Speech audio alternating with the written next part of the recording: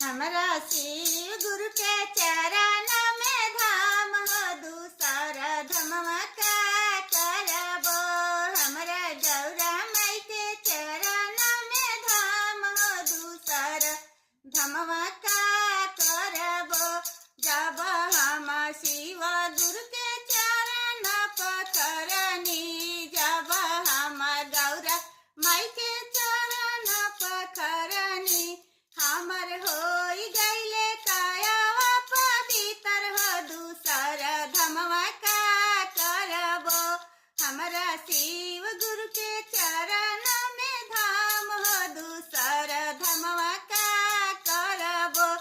जब हम गुरु खाती आसन लगवनी, जब हम मैया खाती आसन लगवनी, हमके मिल गईले जन्म सुहाग हो दूसर धमवा का करबो।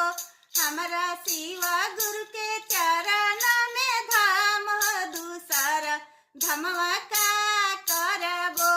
जब हम शिव गुरु के भोगवा लगवनी, जब हम गौरा माई के भोगवा लगवनी, हमर भर गईले सहना भंडार हो दूसर धमवा का करबो।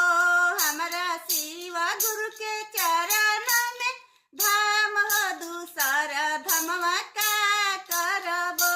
जब हम नेहिया के दियावा जलवनी, जब हम नेहिया के दियावा जलवनी, हमके मिल गईले सुखी सनातन हो दूसर धमवा का करबो। हमरा शिव गुरु के चरण में धाम हो दूसर धमवा का